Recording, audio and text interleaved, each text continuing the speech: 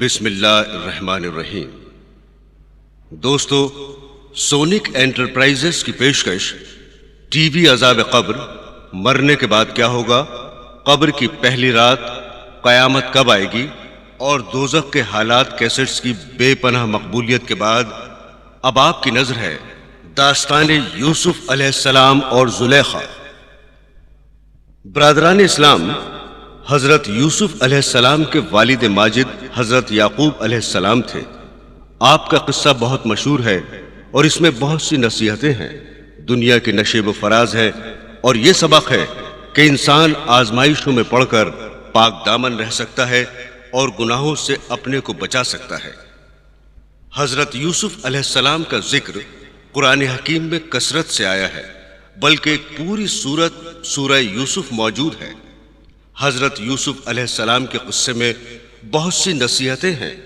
بے مثل حسن، بلند کردار اور وقار کے سبب آپ نے بہت سی مصیبتیں جھیلیں، مصائب برداشت کیے، ابتلا اور آزمائش میں ڈالے گئے، لیکن ہر موقع پر آپ برائیوں سے پاک، ثابت قدم اور سر بلند رہے۔ اس سورہ یوسف کے سلسلے میں شان نزول کیا ہے؟ کفار مکہ حضور صلی اللہ علیہ وسلم کی نبوت اور اسلام کی تعلیم کے منکر تھے۔ آپ کو حیران کرنے کے لیے وہ طرح طرح کے سوالات آپ سے کرتے۔ یہودی بھی کفار مکہ کے ساتھ تھے۔ یہودیوں نے کفار مکہ سے کہا، حضرت یعقوب علیہ السلام اور حضرت یوسف علیہ السلام کے بارے میں سوالات کرو، اگر سچے نبی ہیں تو سب باتیں صحیح صحیح بیان کر دیں گے، ورنہ کچھ نہ بتا سکیں گے۔ پوچھو وہ کون تھے، مصر کیوں گئے، کیا کیا واقعات پیش آئے۔ کفار مکہ نے یہودیوں کی ہدایت کے مطابق بہت سے سوالات کیے۔ قرآن حکیم میں ان باتوں کا ذکر ہے۔ اللہ تعالیٰ نے آپ کی مدد فرمائی اور وحی کے ذریعے پورے واقعات کا علم آپ کو ہو گیا۔ اللہ تعالیٰ نے اس واقعے کو احسن القصص کہا، کیونکہ حضرت یوسف علیہ السلام کے واقعات اور قصے میں انسانوں کے لیے بہت سی نصیحتیں اور اچھائیاں ہیں۔ آپ بڑی بڑی آزمائشوں میں ڈالے گئے اور ہر موقع پر آپ پاک و صاف اور کامیاب رہے۔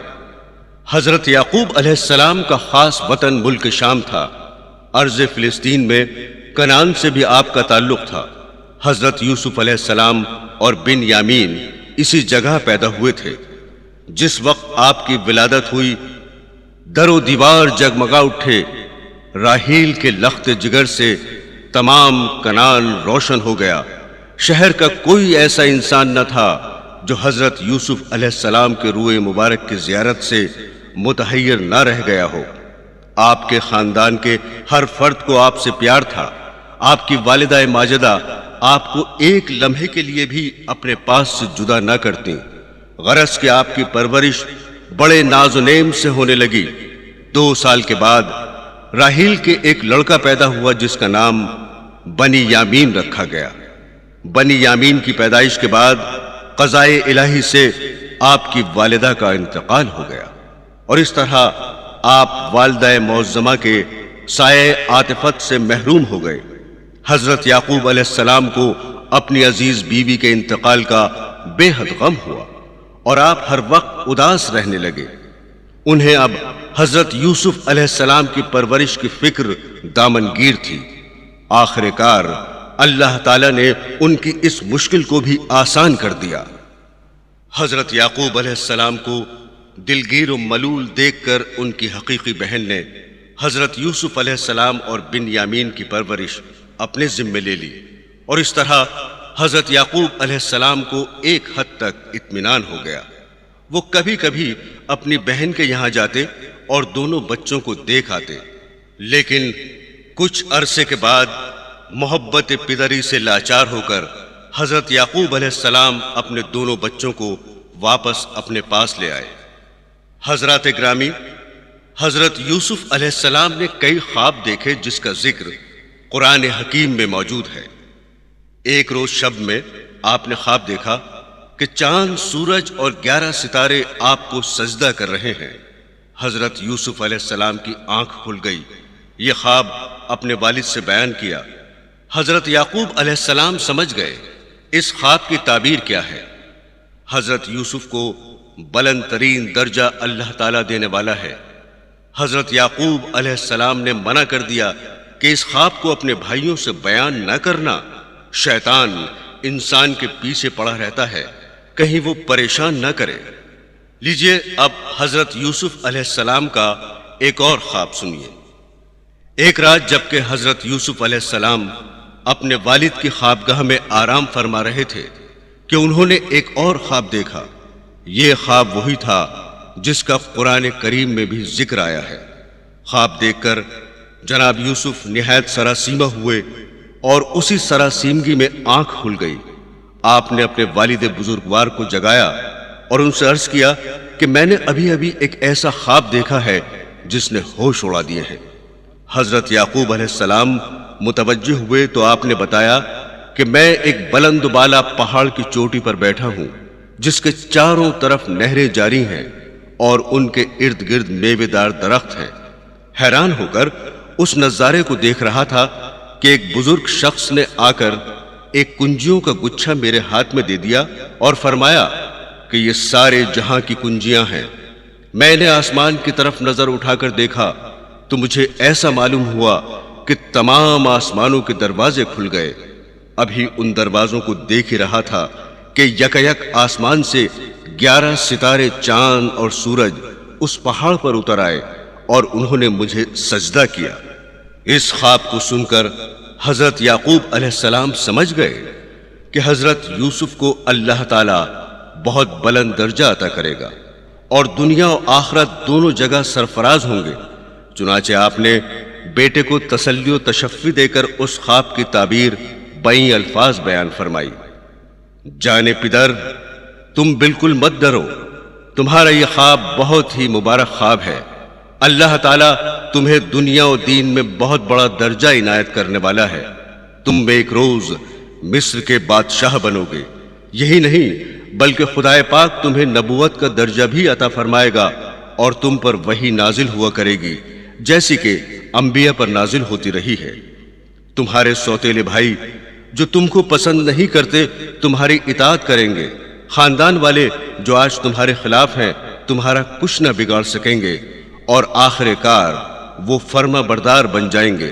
وقتی طور پر تمہیں تھوڑی بہت تکلیف و مشکلات کا سامنا کرنا پڑے گا، مگر بیٹا صبر کرنا، تکلیف اور مشکل کے وقت خدا کو یاد کرنا اور اسی پر بھروسہ رکھنا کہ وہی رحیم اور رحیم ہے۔ خبردار اپنے اس خواب کو کسی دوسرے کے سامنے ہرگز نہ بیان کرنا، مبادا وہ تمہیں تکلیف میں مبتلا کر دے۔ بہرحال حضرت یعقوب علیہ السلام کی تسلی آمیز باتوں سے حضرت یوسف علیہ السلام کے دل سے خوف دور ہو گیا اور اطمینان ہوا۔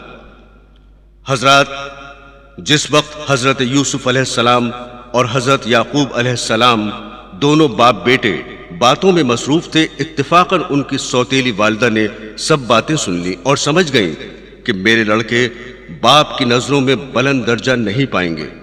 حضرت یوسف علیہ السلام کو راستے سے ہٹا دیا جائے تاکہ سب بھائی اس ذلت و غلامی سے بچ جائیں جس کی پیشن گوئی والد ماجد کر رہے ہیں۔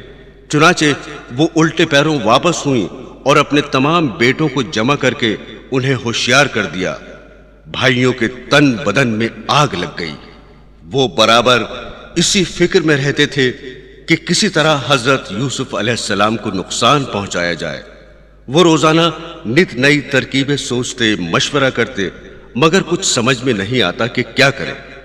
ایک دن وہ پھر آپس میں مشورہ کرنے کے لیے جمع ہوئے۔ وہ مشورہ کر ہی رہے تھے کہ ایک اور بزرگ نما شخص ان کی مجلس میں آ کر شریک ہو گیا۔ اس نے نہایت ہی مخلصانہ انداز میں ان سے کہا کہ اے بچوں، تم کیوں پریشان ہو؟ مجھے بھی تو کچھ بتاؤ، شاید میں کچھ تمہاری پریشانی کا علاج کر سکوں۔ اگر تم میرے تجربے اور بزرگانہ نصیحت سے کچھ فائدہ اٹھانا چاہو تو میں دل و جان سے حاضر ہوں، یہاں تک کہ میں تمہاری مدد کرنے میں اپنی جان سے بھی دریغ نہ کروں گا۔ برادران یوسف نے جب اس شیطان نما انسان کی ہمدردانہ باتیں سنی تو انہیں بھی خیال گزرا کہ یہ واقعی ہمارا سچا ہمدرد ہے جو دل و جان سے ہماری مدد کرنا چاہتا ہے۔ تو ان کی ہمدردانہ نصیحتوں اور تجربے سے فائدہ اٹھانا چاہیے۔ چنانچہ انہوں نے اپنی پوری سرگزشت اس شیطان کو سنا ڈالی اور کہا کہ ہمارے والد حضرت یعقوب ہیں، وہ ہمارے بھائی یوسف کو بہت پیار کرتے ہیں اور ہم لوگوں کی طرف بالکل توجہ نہیں دیتے۔ ہمیں اسی بات کا رنج و ملال ہے اور اس لیے ہم چاہتے ہیں کہ یہ کانٹا ہماری راہ سے ہمیشہ ہمیشہ کے لیے نکل جائے، آپ ہماری مدد کیجیے۔ اس نے کہا کہ تمہاری رائے اور تجویز نہایت مناسب تھی اور تم اپنے مقصد میں ضرور کامیاب ہوتے، لیکن تمہارے باپ نے باوجود انتہائی محبت کے یوسف کو تمہارے ساتھ جانے کی اجازت نہ دی، اور اس کی سب سے بڑی وجہ یہ ہو سکتی ہے کہ اس وقت گرمی کا موسم ہے۔ تمہارے والد نہیں چاہتے کہ ان کا چہیتا بیٹا ایسے سخت موسم میں سیر و شکار کو جائے اور گرمی سے تکلیف اٹھائے، لہذا سر دست تم لوگ صبر سے کام لو اور اس وقت کا انتظار کرو جب تک کہ موسم تبدیل نہ ہو جائے۔ میرا خیال ہے کہ برسات کے خوشگوار موسم میں وہ کبھی بھیجنے سے انکار نہیں کریں گے۔ تب تک تم یوسف کے دل میں سیر و شکار کا شوق پیدا کرو تاکہ اس وقت وہ خود باپ سے ضد کر کے اجازت حاصل کرے۔ اس طرح تمہارے اوپر کسی طرح کا شبہ بھی نہ ہوگا اور تمہارا مقصد بھی انشاءاللہ حاصل ہو جائے گا۔ اس ہمدرد شیطان لعین کی اس تجویز کو سب نے پسند کیا اور وہ خوش خوش اپنے مکان کو واپس لوٹے اور ایسے موسم کا انتظار کرنے لگے۔ مشورے کر کے سب بھائی ایوان اسرائیل میں پہنچے اور رازدارانہ انداز میں حضرت یوسف علیہ السلام کو علیحدہ بلا لیا۔ انہوں نے سمجھا کہ شاید کوئی خاص بات ہے جو میرے بھائی مجھے بتانا چاہتے ہیں۔ یہ سوچ کر وہ ان کے پاس چلے آئے۔ بھائیوں نے بڑی محبت اور شفقت سے انہیں اپنے پاس بٹھایا اور ادھر ادھر کی باتیں کرنے لگے، اور پھر بڑے پیار سے کہا کہ اے پیارے بھائی، ہماری جانیں تم پر فدا ہوں۔ سمجھ میں نہیں آتا کہ تم کیوں ہم سے دور دور رہتے ہو اور کس لیے ہمیں بیگانہ سمجھتے ہو۔ اے برادر عزیز، تم نے ہمیشہ ہم کو غیر سمجھا جبکہ ہم تمہیں اپنا سمجھتے ہیں۔ تمہارے اس سلوک نے ہمیں دنیا والوں کی نظر میں حقیر و ذلیل کر رکھا ہے۔ لوگ سمجھتے ہیں کہ ہم تم سے دشمنی رکھتے ہیں، حالانکہ ایسا نہیں ہے، اور اس کا ثبوت یہ ہے کہ ہم جب بھی سیر و شکار یا کسی تفریح کے لیے جاتے ہیں تمہیں شریک ہونے کے لیے ضرور کہتے ہیں، مگر یا تو والد صاحب تمہیں جانے کی اجازت نہیں دیتے یا تم خود انکار کر دیتے ہو۔ بخدا اس سے ہمارے دل کو بے حد صدمہ اور قلق ہوتا ہے اور افسوس ہوتا ہے کہ جس سحر و تفریح سے ہم اپنا دل خوش کرتے ہیں اس سے ہمارا پیارا بھائی محروم رہتا ہے۔ اب ہمارا ارادہ پھر سیر و شکار کو جانے کا ہے، اور سچ پوچھو تو یہ موسم ہے بھی سیر و تفریح کا، کیونکہ خزاں گزر چکی ہے، موسم بہار آ گیا ہے اور جنگل و صحرا سبھی سرسبز و شاداب نظر آ رہے ہیں۔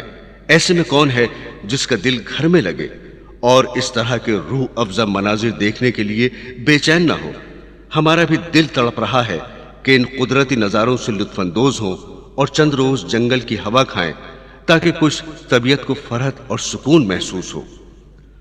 غرض کے ان سبھوں نے اپنی میٹھی میٹھی باتوں سے حضرت یوسف علیہ السلام کے دل کو کچھ اس طرح لبھایا اور سیر و شکار کی لطف انگیز کیفیتوں کا اس طرح نقشہ کھینچا کہ جناب یوسف علیہ السلام کے دل میں بھی شوق پیدا ہو گیا اور ان کے ساتھ جانے کے لیے وہ تیار ہو گئے۔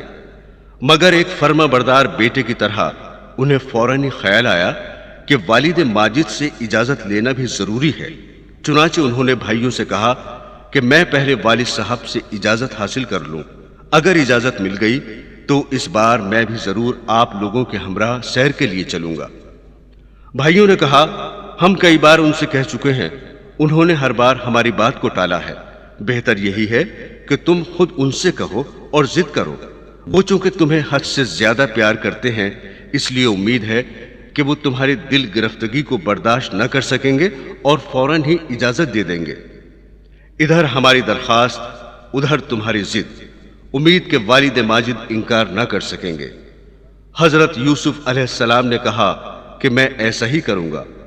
برادران یوسف اس بات سے دل ہی دل میں بہت خوش ہوئے کہ ان کا وار چل گیا۔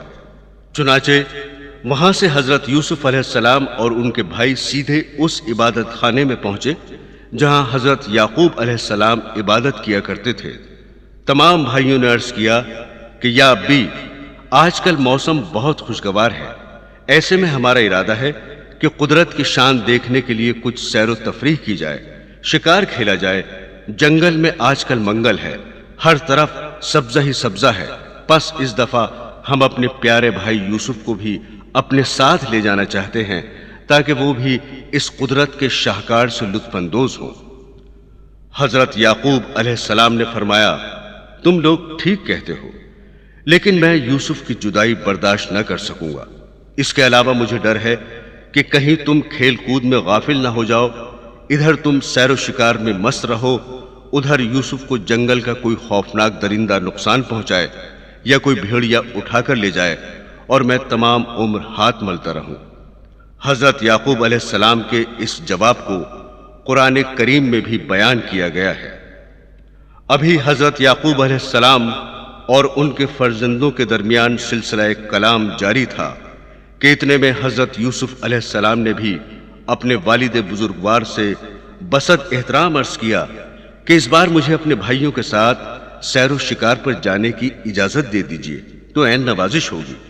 مگر حضرت یعقوب علیہ السلام نے نہایت نرمی اور شفقت پدرانہ کا اظہار کرتے ہوئے ان سے بھی کہا کہ میں تمہاری جدائی برداشت نہ کر سکوں گا۔ حضرت یوسف علیہ السلام دل برداشتہ تو ہوئے مگر بپاس ادب خاموش ہو گئے، لیکن صورت کہے دیتی تھی کہ حضرت یعقوب علیہ السلام کے اس انکار سے جناب یوسف علیہ السلام غمزدہ ہو گئے، اور اس کا مظہر وہ آنسو تھے جو یکایک ان کے عارض مبارک پر بہنے لگے تھے۔ حضرت یعقوب علیہ السلام نے جب اپنے جگر گوشے کی یہ کیفیت دیکھی تو چاروں ناچار جانے کی اجازت دے دی۔ تمام بھائیوں کے چہرے پر خوشی کی لہر دوڑ گئی اور حضرت یوسف علیہ السلام بھی بے حد خوش و خرم ہوئے۔ ہر چند یعقوب علیہ السلام کو اپنے پیارے بیٹے کی جدائی بہت شاق تھی، مگر اب وہ وعدہ کر چکے تھے، رخصت کرنے کی تیاری کرنے لگے۔ جناب یوسف علیہ السلام نے نہا دھو کر عمدہ کپڑے پہنے، عطر لگایا، اور کہا جاتا ہے کہ رخصت کرتے وقت یوسف علیہ السلام کو تبرکن حضرت ابراہیم خلیل اللہ کا وہ پیرہن جو آتش نمرود میں گروانے کے وقت حضرت جبرائیل علیہ السلام نے جنت سے لا کر آپ کو پہنایا تھا، آپ کو پہنا دیا۔ حضرت اسحاق علیہ السلام کا عمامہ سر پر رکھا، حضرت شعیب علیہ السلام کی چادر اڑھائی اور عصائے موسیٰ علیہ السلام ہاتھ میں دیا، اور اس کے بعد انہوں نے حضرت یوسف علیہ السلام سے ایک سرد آہ کھینچ کر فرمایا کہ بیٹا، میں نے محض تمہاری خوشی کے خیال سے تمہیں جانے کی اجازت دی ہے، اور ہر چند مجھے تمہاری جدائی شاق گزرے گی، مگر خیر میں اسے بھی کسی نہ کسی طرح برداشت کر لوں گا۔ اس کے بعد تمام فرزندوں سے مخاطب ہو کر فرمایا، اے آل اسرائیل، دیکھو یہ اسرائیل کی امانت ہے، اسے کسی قسم کی تکلیف نہ ہونے دینا، اس کی حفاظت کی تمام تر ذمہ داری تم پر ہے۔ خبردار، اسے بھوکا مت رکھنا، اسی وجہ سے میں نے عمدہ اور لذیذ کھانے بڑی مقدار میں تمہارے ساتھ کر دیے ہیں۔ اے میرے بیٹو، دیکھو اس بات کا خیال رکھنا کہ یہ بہت نازک تباہ ہے، اس لیے اسے پیدل نہ چلانا اور اس کی مرضی کے خلاف کوئی کام اس سے نہ لینا، مبادا اس کی تباہ نازک پر بار ہو۔ حضرت یعقوب علیہ السلام کی تقریر سن کر ان کے تمام فرزندوں نے وعدہ کیا کہ آپ نے جو نصیحت فرمائی ہے ہم اس کا پورا پورا خیال رکھیں گے اور یوسف کی دلداری خاطر خواہ کریں گے اور اپنی جان سے بھی زیادہ عزیز رکھیں گے۔ پس اے ابا جان، آپ ہم لوگوں کی طرف سے بالکل مطمئن رہیں۔ حضرت یعقوب علیہ السلام نے اپنے فرزندوں کی بات سنی اور پھر ان کی آنکھیں اشک بار ہو گئیں۔ انہوں نے جوش محبت سے حضرت یوسف علیہ السلام کو گود میں اٹھا لیا اور بھینچ بھینچ کر پیار کرنے لگے۔ حالت اضطراری میں آپ نے اپنے بڑے بیٹے یہودا سے رو کر فرمایا، اے یہود، دیکھ میں اپنا لخت جگر تیرے سپرد کرتا ہوں، تو ذمہ دار ہے کہ اس کو کسی قسم کی تکلیف نہ ہونے پائے۔ یاد رکھ، اگر اسے کسی طرح کی تکلیف پہنچی تو تیرے باپ یعقوب کا دل بری طرح تڑپے گا۔ یہودا نے حضرت یوسف علیہ السلام کی حفاظت کا وعدہ کیا، اور حضرت یعقوب علیہ السلام نے جناب یوسف کو باچشم پرنم رخصت کیا۔ قافلہ رخصت ہوا اور تا حد نظر ان کو جاتے ہوئے دیکھتے رہے۔ ان کے بھائی انہیں کبھی اپنے کندھوں پر بٹھاتے، کبھی گود میں اٹھا لیتے اور کبھی سر پر بٹھاتے، تاکہ دیکھنے والے اس لاڈ پیار کو دیکھیں۔ حضرت یوسف علیہ السلام اور ان کے بھائی جیسے ہی حضرت یعقوب علیہ السلام کی نظروں سے اوجھل ہوئے، فرط غم سے حضرت یعقوب علیہ السلام نڈھال ہو کر زمین پر گرے اور بے ہوش ہو گئے۔ اہل خاندان ان کو سنبھال کر گھر لائے۔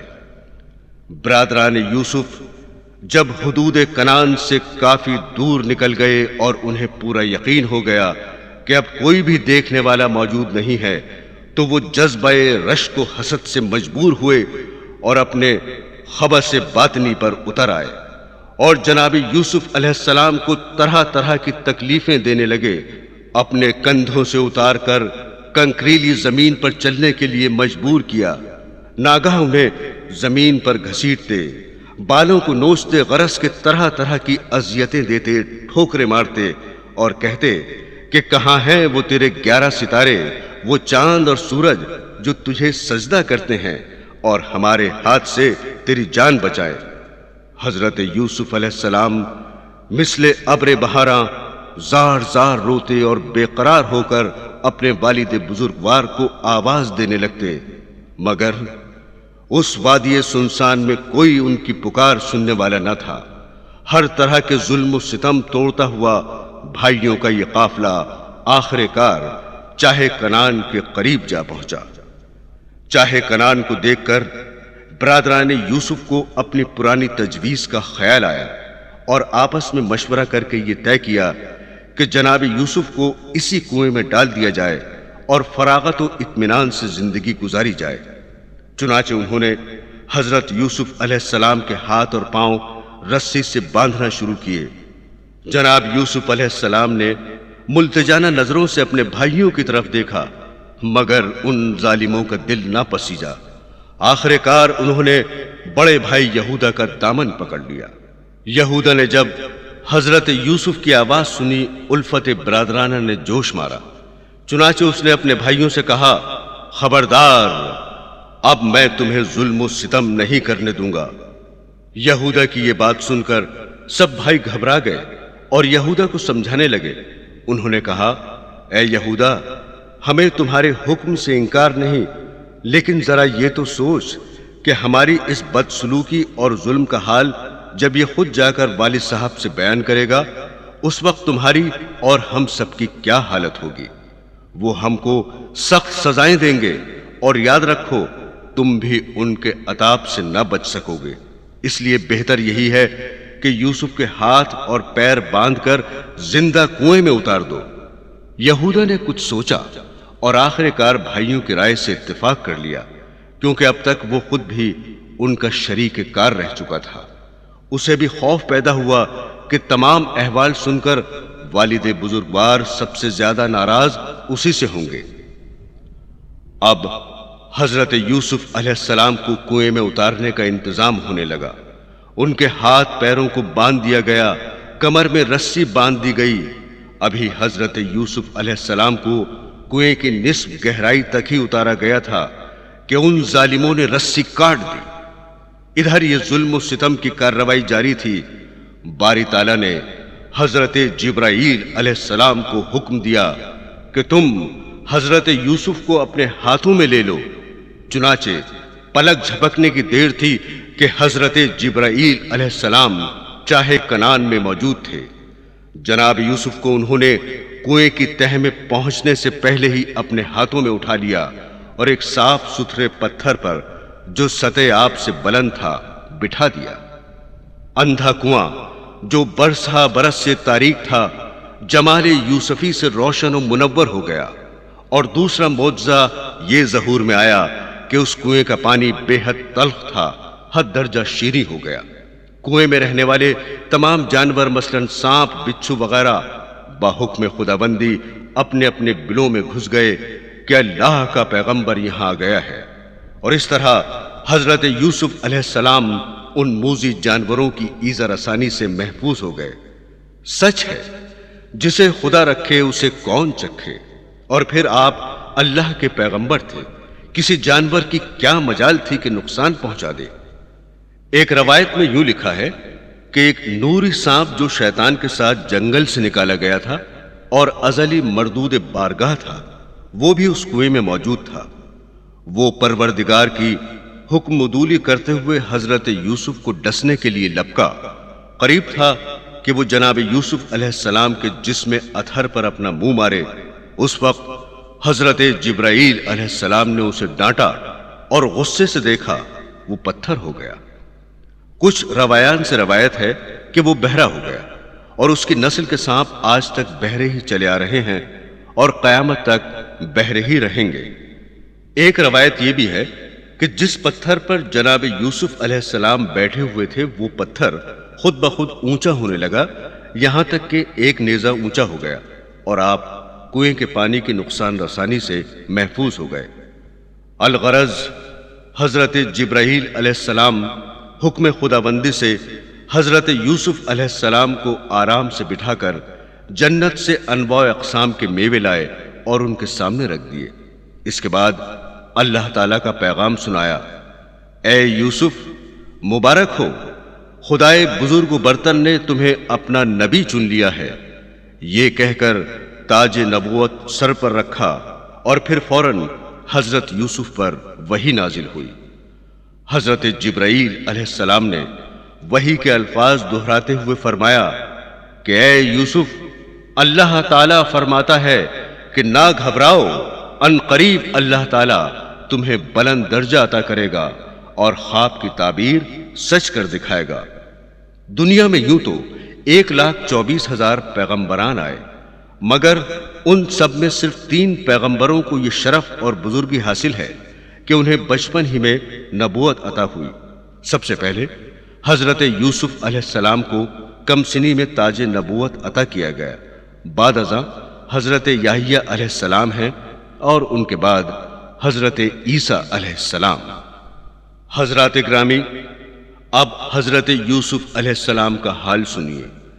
وہ کنویں کے اندر اسی پتھر پر افسردہ و ملول بیٹھے ہوئے تھے اور اللہ کو یاد کر رہے تھے۔ اس قید تنہائی کا غم بھی تھا اور تائید غیبی کا انتظار بھی۔ اتفاقاً آوازیں آنے لگیں، گھوڑے ہنہنانے لگے۔ چاہے کنان کے قریب سے ایک بڑے قافلے کا گزر ہوا۔ یہ قافلہ ملک یمن سے جانب مصر جا رہا تھا۔ راہ میں پانی ختم ہو گیا اور قافلے کے مسافر اور جانور سب پیاسے تھے۔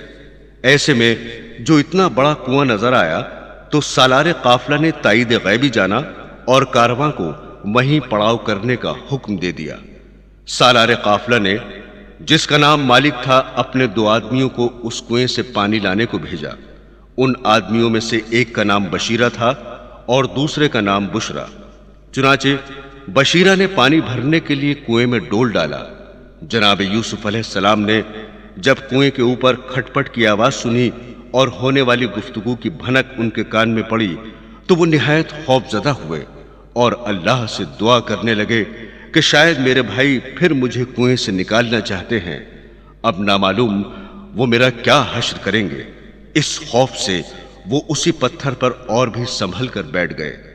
اسی وقت حضرت جبرائیل علیہ السلام کے ذریعے اللہ تعالیٰ نے آپ پر وحی نازل فرمائی کہ اے یوسف، اس ڈول میں بے خوف و خطر بیٹھ جاؤ اور پھر ہماری قدرت کاملہ کا کرشمہ دیکھو۔ اللہ تعالیٰ کا فرمان سن کر حضرت یوسف علیہ السلام نے نہ صرف ڈول کو پکڑ لیا بلکہ اپنا جسد مبارک بھی اس میں رکھ لیا، یعنی وہ اس ڈول میں بیٹھ گئے۔ روایت ہے کہ حضرت یوسف علیہ السلام کے بیٹھ جانے کے بعد وہ ڈول اتنا بھاری ہو گیا کہ اکیلا بشیرہ اسے نہ کھینچ سکا اور اسے اپنے ساتھ بشرا کی مدد کی ضرورت محسوس ہوئی۔ چنانچہ اس نے بشرا کو بلایا اور دونوں نے کنویں میں جھانک کر دیکھا کہ دیکھیں تو کیا وجہ ہے جو ڈول اس قدر بھاری ہے۔ کیا دیکھتے ہیں کہ ایک نہایت ہی حسین و جمیل بچہ اس ڈول میں بیٹھا ہے اور اس کے حسن عالم تاب سے پورا کنواں منور اور روشن ہے۔ اس نے پکارا، اے بشرا، اس میں کوئی لڑکا ہے۔ دونوں نے جلدی جلدی اس ڈول کو کھینچا اور جیسے ہی ڈول کنویں کے منہ تک آیا، دونوں نے سنبھال کر حضرت یوسف علیہ السلام کو ڈول سے باہر نکال لیا۔ حضرت یوسف علیہ السلام کے حسن و جمال کو دیکھ کر بشیرہ اور بشرا دونوں محو حیرت تھے۔ دونوں نے اپنی زندگی میں اتنا خوبصورت اور حسین اور باوقار بچہ نہ دیکھا تھا۔ جب ذرا حیرت کم ہوئی تو انہوں نے حضرت یوسف علیہ السلام سے پوچھا کہ اے خوبصورت بچے، تو کون ہے؟ اس کنویں میں کیوں کر گرا؟ کہیں تو فرشتہ تو نہیں ہے؟ کیونکہ انسان اتنی بلندی سے گر کر اس کنویں میں زندہ نہیں رہ سکتا۔ حضرت یوسف علیہ السلام نے ان دونوں کی باتیں سنی اور فرمایا کہ بھائی، میں تو تمہاری طرح انسان ہوں اور اللہ کا بندہ۔ ابھی یہ باتیں ہو رہی تھیں کہ قافلے کے چند لوگ اور آ گئے۔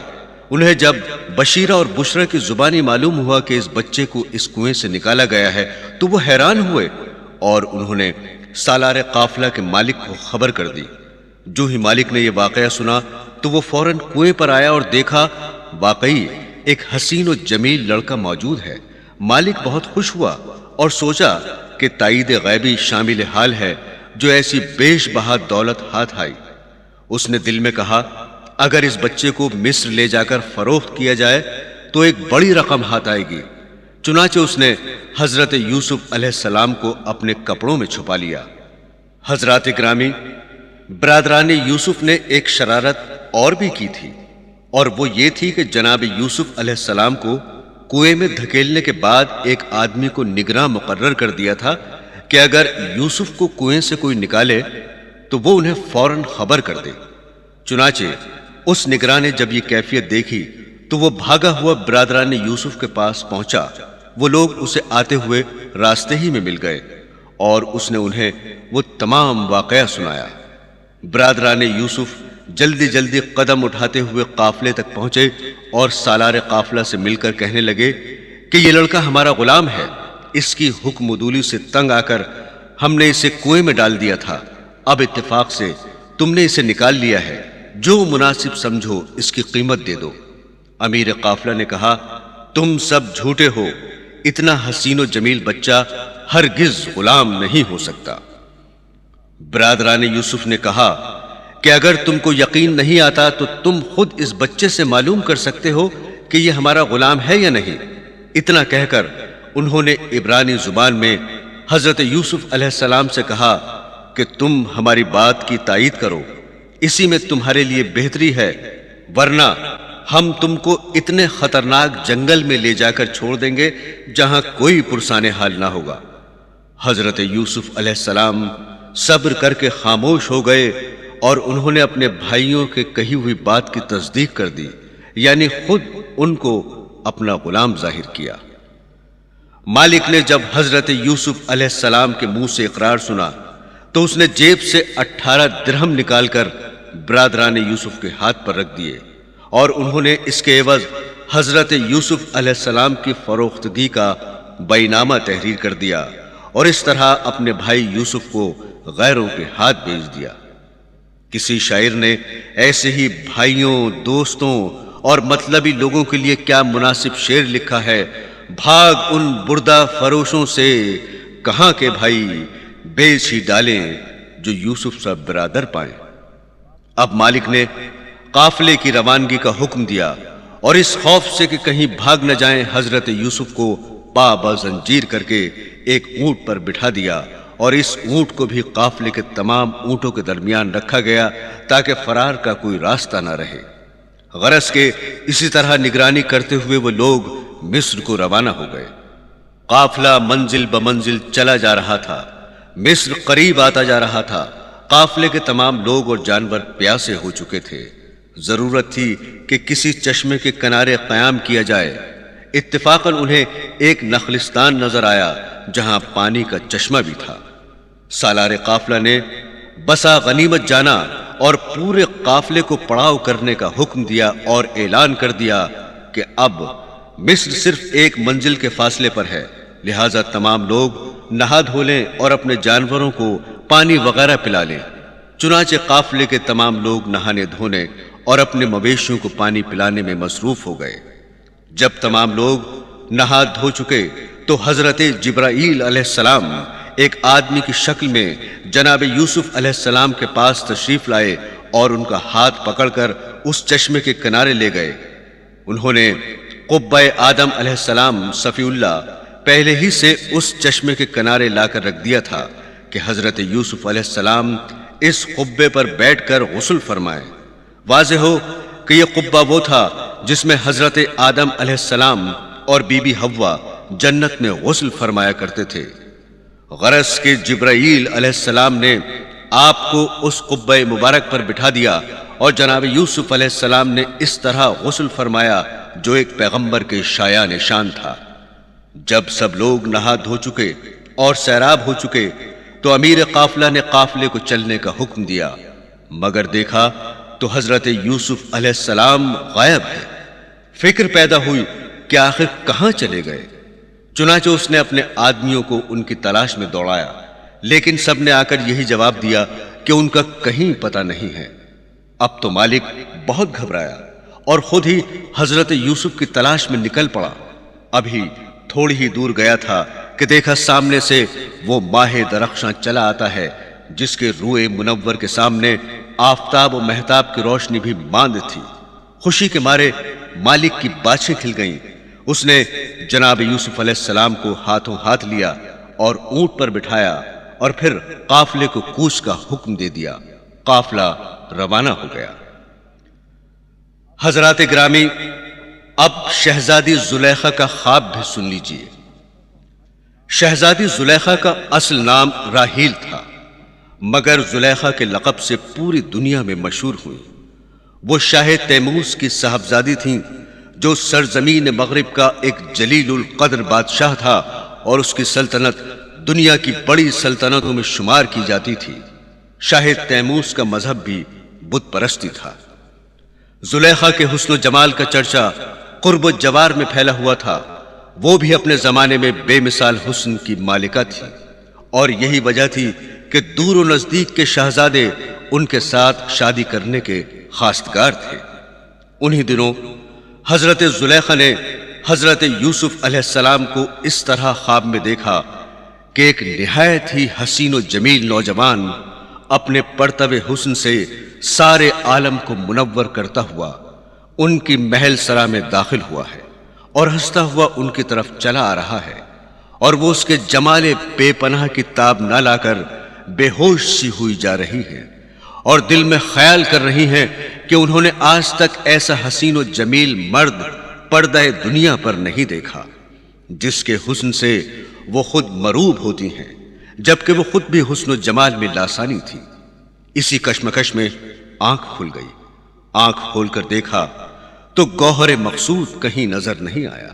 سخت پریشان ہوئی اور پھر پلنگ پر لیٹ کر آنکھیں بند کر لیں کہ شاید اسی خواب کا سلسلہ پھر قائم ہو جائے، مگر ایسا نہ ہوا۔ آخر کار حضرت زلیخا بے چین ہو کر اٹھ بیٹھی۔ نیند آنکھوں سے غائب ہو چکی تھی۔ ساری رات جاگ کر کاٹی۔ صبح ہوئی تو خیال نازک میں آیا کہ چل کر گوہر مقصود کی خود تلاش کرے، لیکن کچھ تو غیرت نسوانی نے اور کچھ خاندان شاہی کے وقار نے روکا اور اپنے اس ارادے سے باز آئیں۔ لیکن نادیدہ یوسف کی شمع عشق دل میں روشن ہو چکی تھی۔ دل میں ہر وقت انہی کا خیال، آنکھوں میں ہر دم انہی کا جمال تھا۔ روز و شب آہوزاری اور ہر دم کی بے قراری نے راز عشق کو پنہا نہ رہنے دیا، اور رفتہ رفتہ یہ راز کنیزوں اور سہیلیوں پر آشکار ہو گیا کہ ہماری عزیز از جان شہزادی کسی نادیدہ نوجوان کی محبت میں گرفتار ہے۔ سہیلیوں نے سمجھایا کہ خواب کی بات کا کیا اعتبار، اگر بیداری کی بات ہوتی تو کچھ تدبیر بھی کی جاتی، مگر زلیخا پر سہیلیوں کے سمجھانے کا کوئی اثر نہیں ہوا، اور وہ دن رات حضرت یوسف کی یاد میں محو رہنے لگی۔ یہاں تک کہ انہیں کھانے پینے کا بھی ہوش نہ رہا، اور نوبت یہاں تک پہنچی کہ محل سرا کی سبھی عورتوں نے بالاتفاق یہ طے کیا کہ شہزادی صاحبہ پر کسی نے جادو ٹونا کر دیا ہے، جس کی وجہ سے ان کی یہ حالت ہوئی۔ مگر انہی عورتوں میں سے ایک جہاں دیدہ عورت نے کہا، بہنوں، یہ جادو ہے نہ ٹونا، بلکہ یہ وہی عشق خانہ خراب ہے جس نے لاکھوں گھر برباد کر دیے ہیں۔ خدا اس آفت سے ہر بیوی کو بچائے، سب پر اپنا زور چلاتا ہے مگر اس پر کسی کا زور نہیں چلتا۔ بقول غالب، عشق پر زور نہیں ہے یہ وہ آتش غالب، کہ لگائے نہ لگے اور بجھائے نہ بنے۔ شہزادی زلیخا کو اسی دھن میں 1 سال گزر گیا۔ وہ برابر اس صاحب جمال کے فراق میں تڑپتی رہیں جسے انہوں نے خواب میں دیکھا تھا، یہاں تک کہ رات کی نیند اور دن کا چین بھی جاتا رہا۔ سہیلیوں سے ملنا جلنا ترک کر دیا، غرض کے ایک مجنونانہ کیفیت تھی جو دن رات ان پر طاری رہتی۔ شاہ تیموس نے بیٹی کی صحت کے لیے بڑے بڑے حاذق حکیموں کو بلایا، بڑے بڑے سیاستدانوں سے جادو ٹونے کروائے، مگر ہر تدبیر لا حاصل ثابت ہوئی۔ ادھر زلیخا کی حالت دن بدن نگفتہ بے ہونے لگی، ادھر شاہ تیموس دن رات بیٹی کے لیے فکر مند رہنے لگا۔ اسی دوران شہزادی زلیخا نے پھر خواب میں دیکھا کہ حضرت یوسف با جمال ہوش زبا سامنے کھڑے مسکرا رہے ہیں۔ شہزادی ننگے سر اور ننگے پاؤں ان کی طرف دوڑیں اور دامن پکڑ کر کہنے لگیں، اے نوجوان سراپا حسن و جمال، سچ بتا تو کون ہے؟ برائے خدا کچھ تو اپنا پتہ نشان بتا کہ میں تیرے فراق میں ایک مدت سے تڑپ تڑپ کر گزار رہی ہوں، اور تیرے خاطر میں نے دنیا سے منہ موڑ لیا ہے، یہاں تک کہ میں دنیا والوں کی نظر میں ذلیل و خوار ہو گئی ہوں۔ خدا کے لیے مجھے اپنے دامن محبت میں جگہ دے اور میری زندگی کو اس تباہی سے بچا لے، ورنہ میں تیرے فراق میں رو رو کر اپنی جان دے دوں گی۔ وہ منتظر تھیں کہ دیکھیے میری آہوزاری کا کیا جواب ملتا ہے، مگر ادھر سوائے ایک ہلکے تبسم کے اور کوئی جواب نہ ملا۔ یہ اور بھی آہوزاری کرنے لگی، یہاں تک کہ عالم خواب کی بڑبڑاہٹ کو محل سرا کی دوسری لونڈیوں نے بھی سن لیا۔ وہ گھبرائیں اور انہوں نے حضرت زلیخا کو جھنجھوڑ جھنجھوڑ کر خواب سے بیدار کر دیا۔ جب حضرت زلیخا ذرا ہوش میں آئی اور نیند کا خمار آنکھوں سے کم ہوا تو ایک سہیلی نے دست بستہ کیفیت پوچھی۔ جواب میں حضرت زلیخا نے مسکرا کر فرمایا کہ تم نے مجھے بیدار کر کے اس وقت مجھ پر بہت بڑا ظلم کیا ہے۔ عالم خواب میں اس وقت میں اپنے اسی محبوب سے باتیں کر رہی تھی۔ انہی میں سے چند لوڑیاں دوڑی دوڑی شاہ تیموس کے پاس پہنچی اور شہزادی زلیخا کے خواب کا پورا حال کہہ سنایا۔ بادشاہ نے تمام واقعات سن کر بے حد رنج و غم کا اظہار کیا اور اپنے مصاحبین خاص سے مشورہ کیا کہ شہزادی کے بارے میں کیا کیا جائے۔ اہل دربار نے مشورہ دیا کہ خواب کی باتوں پر تو کوئی دیوانہ ہی یقین کر سکتا ہے، شہزادی کے دماغ کا فطور ہے، کچھ فکر نہ کیجیے، آپ ہی آپ دور ہو جائے گا، اور اگر یہ بڑھ جائے تو شہزادی کے پیروں میں بطور زیور پازیب پہنا دیا جائے، پیروں میں سونے کی زنجیر ڈلوا دیجیے اور الگ باغ میں کر دیجیے۔ بادشاہ کی سمجھ میں یہ بات آ گئی، ایک الگ شاہی باغ میں انتظام ہو گیا اور سونے کی زنجیریں جو ہیرے اور جواہرات سے مزین تھیں شہزادی زلیخا کے پیروں میں پہنا کر انہیں ایک الگ محل کے شاہی باغ میں کر دیا گیا، مگر شہزادی کی دیوانگی اور وارفتگی میں طوق و سلاسل کی جھنکار نے بجائے کمی کے اور اضافہ کر دیا۔ حضرات گرامی، شہزادی زلیخا کو اسی قید و بند میں 1 سال گزر گیا، مگر آتش عشق تھی کہ بجائے کم ہونے کے روز بروز بڑھتی ہی جاتی تھی۔ ایک شب اسی عالم میں شہزادی پر غنودگی طاری ہوئی اور شہزادی نے جناب یوسف کو پھر خواب میں دیکھا۔ شہزادی زلیخا ننگے سر اور ننگے پاؤں ان کی طرف دوڑیں اور دامن یوسف پکڑ کر زار و قطار رونے اور کہنے لگیں کہ اے گلے گلزار، سراپا جمال محبوبی، مجھے دیکھ کہ میں نے تیری محبت میں اپنا کیا حال بنا رکھا ہے۔ خدا کے واسطے مجھے تسکین دے، اطمینان دلا کہ دل بے قرار کو کچھ قرار آ جائے۔ جان لے کہ اب میں تیرے بغیر زندہ نہیں رہ سکتی۔ اگر تو نے پرواہ نہ کی تو میں اپنی جان جان آفری کے حوالے کر دوں گی، اور اس خون ناحق کی ذمہ داری تیرے سر ہوگی۔ راویوں نے لکھا ہے کہ حالت خواب میں حضرت یوسف علیہ السلام نے جناب زلیخا کو صرف اتنا بتایا کہ میں عزیز مصر ہوں، اور اس کے فوراً بعد ہی شہزادی زلیخا کی آنکھ کھل گئی۔ اس روایت سے یہ ثابت ہوتا ہے کہ حضرت یوسف علیہ السلام کو پہلے ہی آگہی تھی کہ وہ انشاءاللہ ایک دن عزیز مصر بننے والے ہیں، اور اس بات کی آگہی دینے والا اللہ تبارک و تعالیٰ تھا، جس نے بذریعہ وحی جناب یوسف علیہ السلام کو پیش آنے والے حالات سے آگاہ فرما دیا تھا۔ خیر، جب شہزادی زلیخا کی آنکھ کھلی تو اب یک گنا اطمینان ان کے چہرے سے ظاہر ہو رہا تھا، کیونکہ انہیں محبوب کا پتہ و نشان مل گیا تھا۔ واضح ہو کہ شہزادی زلیخا نے اس خواب کے بعد یہ سمجھ لیا تھا کہ موجودہ عزیز مصر ہی میرا محبوب و مطلوب ہے، حالانکہ حضرت یوسف علیہ السلام ابھی تک قید غلامی میں تھے، اور جیسا کہ معلوم ہوگا انہیں عزیز مصر بننے کے لیے ابھی کئی سال کا عرصہ درکار تھا۔ شہزادی زلیخا نے اپنی خواصوں اور کنیزوں کو آواز دی، وہ فوراً حاضر ہو گئی۔ شہزادی نے کہا، جاؤ ابا جان سے کہو کہ آپ کی پیاری بیٹی کے تنے بے جان میں دوبارہ جان آ گئی ہے، اور اب وہ اچھی ہے، آپ فکر نہ کریں۔ وقت گزرتا گیا اور ایک دن زلیخا کی شادی عزیز مصر سے ہو گئی، جو وہ نہ تھا جس کے عشق میں زلیخا دیوانی تھی۔ حضرات گرامی، ادھر چشمے سے روانہ ہو کر حضرت یوسف علیہ السلام کا قافلہ جس روز مصر کے شہر کے سامنے پہنچا، اسی روز زلیخا شہزادی نے سیر و تفریح کی اجازت چاہی۔ شاہ مصر نے زلیخا کو بخوشی اجازت دے دی۔ وہ جو مثل مشہور ہے کہ دل کو دل سے راہ ہوتی ہے، نہ معلوم کیوں شہزادی زلیخا کو یقین سا ہو چلا کہ آج محبوب دل نشیں سے ضرور ملاقات ہوگی۔ اس خیال کا دل میں آنا تھا کہ سامنے سے گرد و غبار اڑتا دکھائی دیا۔ انہوں نے فیلبان کو حکم دیا کہ ہاتھی آگے بڑھائے۔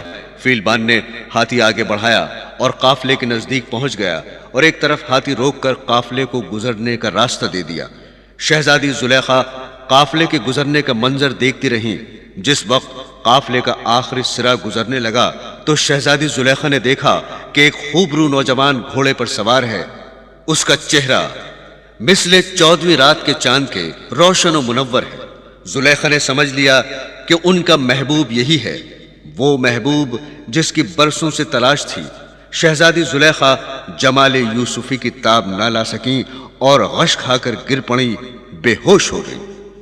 دوسرے دن زلیخا نے عزیز مصر سے کہا، سنا ہے ایک قافلہ مصر میں داخل ہونے والا ہے جو کہ بہت ہی بڑا قافلہ ہے، بے شمار لونڈی غلام اور سامان تجارت اس کے ساتھ ہے۔ میری خواہش ہے کہ اس قافلے کی سیر کی جائے اور کچھ عجوبہ چیزیں ان سے خریدی جائیں۔ عزیز مصر نے بخوشی زلیخا کی اس خواہش کو منظور کر لیا۔ امیر قافلہ کو معلوم ہو گیا کہ مصر کی کوئی بیگم جمال یوسفی کو دیکھ کر غش کھا گئی تھیں۔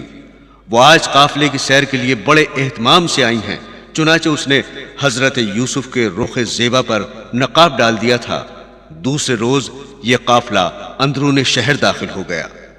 اگلے روز نیلامی کے لیے ایک بڑے سے میدان میں ایک بڑا سا قالین بچھایا گیا، اور اس کے بیچ میں ایک میز رکھ کر حضرت یوسف علیہ السلام کو اس پر بٹھایا گیا۔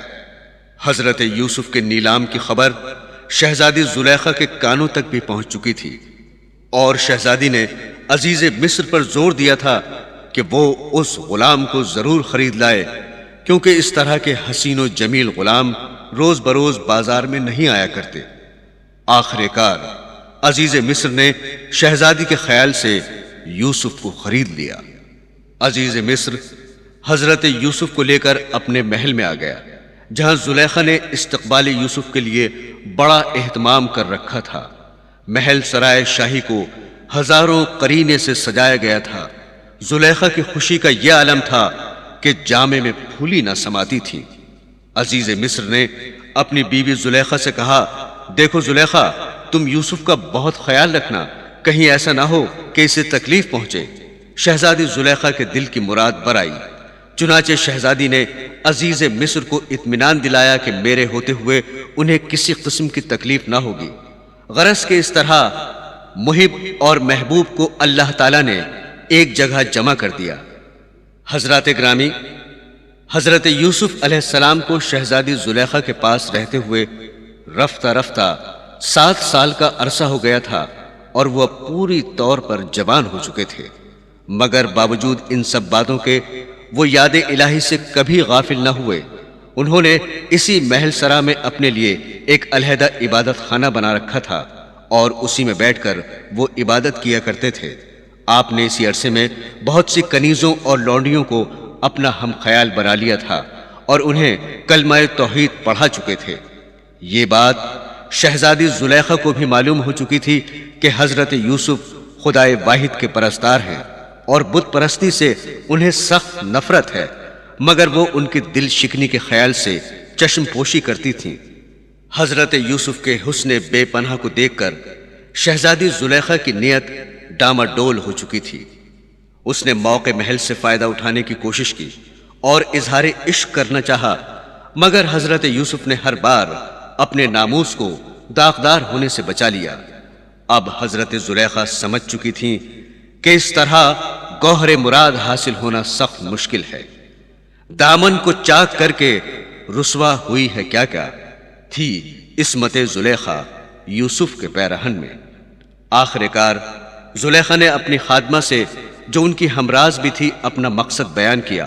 خادمہ نے، جو شہزادی کی والہانہ محبت سے واقف تھی، تشفی دی اور کہا کہ یہ تو بالکل معمولی سی بات ہے، میں تمہیں ایسی ترکیب بتاتی ہوں کہ یوسف خود تمہارے وصل کے خواہش مند ہو جائیں گے۔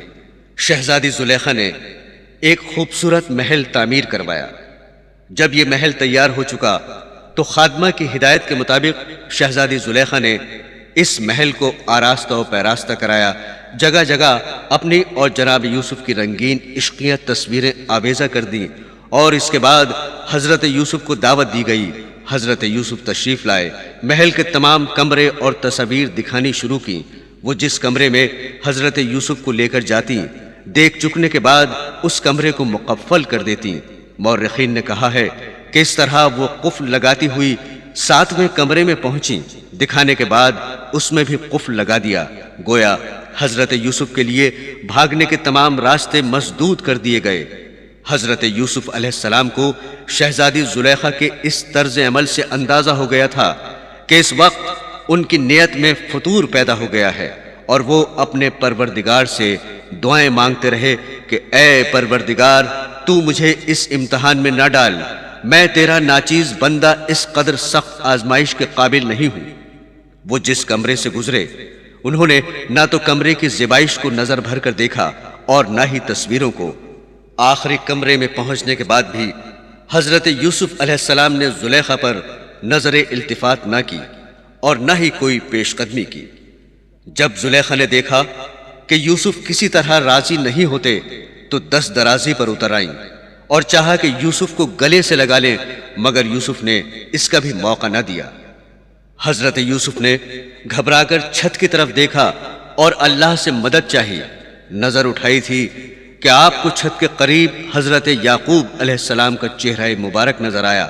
آپ نے دیکھا کہ حضرت یعقوب علیہ السلام کے چہرے پر پریشانی کے آثار نمایاں ہیں، وہ دانتوں میں انگلی دبائے فرما رہے ہیں، خبردار یوسف، تیرے قدم کو لغزش نہ ہونے پائے، یہ نبوت کے امتحان کا وقت ہے، خوف خدا کا خیال رکھنا اور ذرا ہوشیاری سے کام لینا۔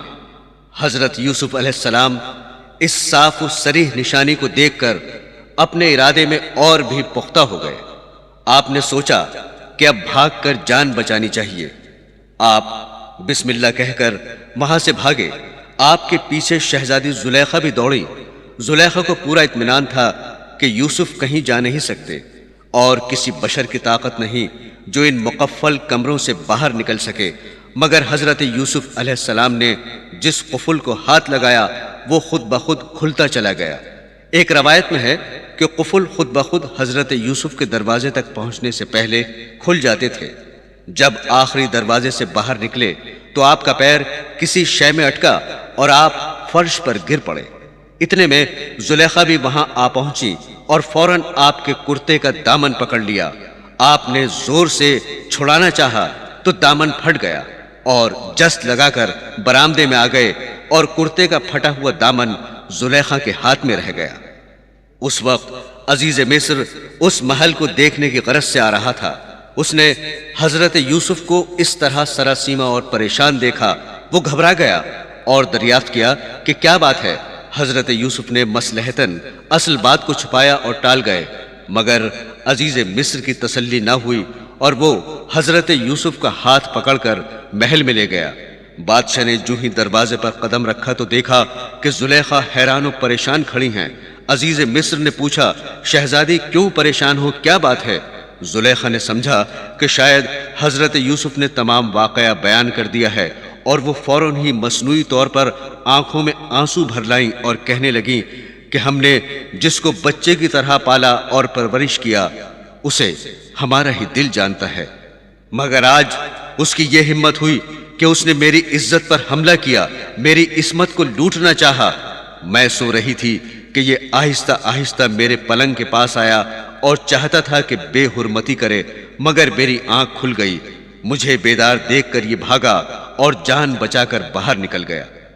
عزیز مصر نے جب زلیخا کی باتیں سنی تو وہ آگ بگولا ہو گیا اور یوسف سے کہا، میری محبت اور شفقت کا کیا یہی جواب ہے؟ اب تو حضرت یوسف علیہ السلام سے بھی خاموش نہ رہا گیا۔ انہوں نے تمام واقعات از اول تا آخر سنا ڈالے اور کہا، میرا خدا جانتا ہے کہ میں بے قصور ہوں۔ عزیز مصر نے دونوں کی بات سن کر زلیخا سے کہا، تم اپنی بے گناہی کا کوئی ثبوت پیش کرتی ہو؟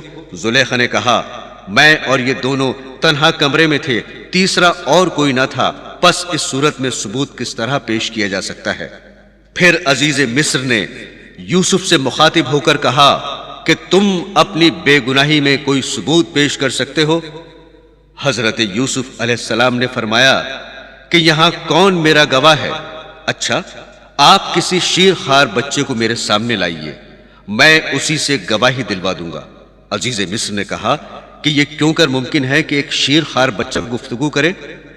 یوسف علیہ السلام نے فرمایا، اللہ تعالی ہر شے پر قادر ہے، وہ بچہ ہی میری بے گناہی کا ثبوت پیش کرے گا انشاءاللہ تعالی۔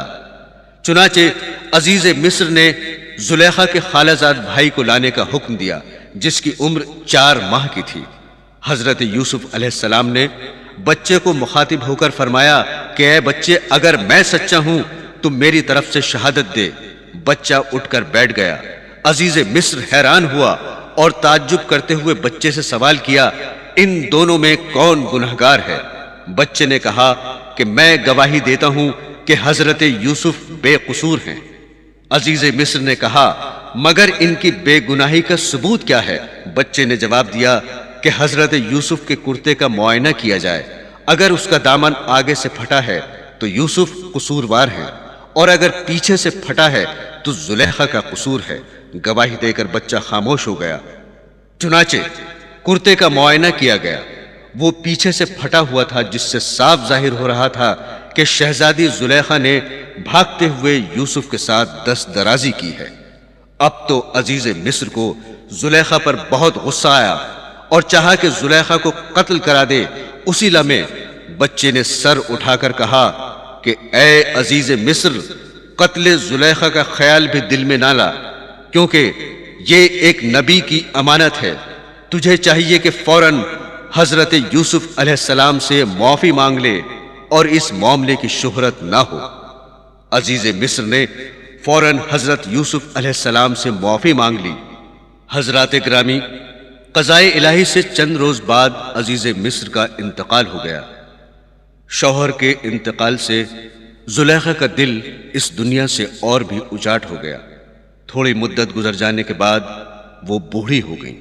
ایک دن یکایک انہیں خیال آیا کہ بت کی پوجا کرتے ہوئے ایک عمر گزر گئی، کچھ حاصل نہ ہوا، اب کیوں نہ میں یوسف کے خدا کی عبادت کروں جس نے یوسف کو ایک ادنا مرتبے سے اعلیٰ مرتبے پر پہنچا دیا؟ کیوں نہ اس خدا سے یوسف کو مانگوں، شاید میری مراد برائے۔ ادھر زلیخا کی دعا ختم نہ ہونے پائی تھی، ادھر حضرت یوسف علیہ السلام کے پاس جبرائیل امین وحی لے کر حاضر ہوئے اور کہا، اے یوسف، اللہ تعالیٰ کا حکم ہے کہ تم زلیخا کی دلجوئی کرو۔ جناب یوسف انہیں اپنے محل میں لے آئے اور ان سے کہا کہ اللہ بزرگ و برتر کا حکم ہے کہ میں تمہارے ساتھ نکاح کر لوں، مگر اس کے لیے اسلام قبول کرنا شرط ہے۔ زلیخا نے فوراً ہی کلمہ توحید پڑھا اور مسلمان ہو گئیں۔ اس کے بعد آپ نے نکاح کرنے کا ارادہ فرمایا تو حضرت زلیخا نے کہا، آپ پیغمبر ہیں، نکاح کرنے سے پہلے میری 3 باتوں کے لیے دعا فرمائیے۔ سب سے پہلی بات تو یہ ہے کہ میری بینائی واپس آ جائے، دوسری یہ کہ میری کمر سیدھی ہو جائے، اور تیسری یہ کہ میری کھوئی ہوئی جوانی دوبارہ واپس مل جائے۔ جناب یوسف علیہ السلام نے دعا فرمائی اور آپ کی تینوں دعائیں قبول ہوئیں۔ حضرت زلیخا کو اتنا حسن دوبارہ عطا کیا گیا کہ وہ اس سے پہلے جوانی میں بھی اتنی حسین نہ تھیں، اور اس کے بعد حضرت یوسف علیہ السلام نے حضرت زلیخا کے ساتھ نکاح کر لیا، اور اس طرح زلیخا کی دیرینہ آرزویں پوری ہو گئیں۔ دوستو، اگرچہ آپ نے ہمارے اس چینل کو ابھی تک سبسکرائب نہیں کیا تو ویڈیو کے نیچے سبسکرائب کا ریڈ بٹن کلک کر کے ہمارے چینل کو سبسکرائب کریں، اور ہاں، ساتھ ہی بیل آئیکن کو ضرور دبائیں تاکہ ہماری آنے والی ویڈیوز آپ تک پہنچتی رہیں۔ شکریہ۔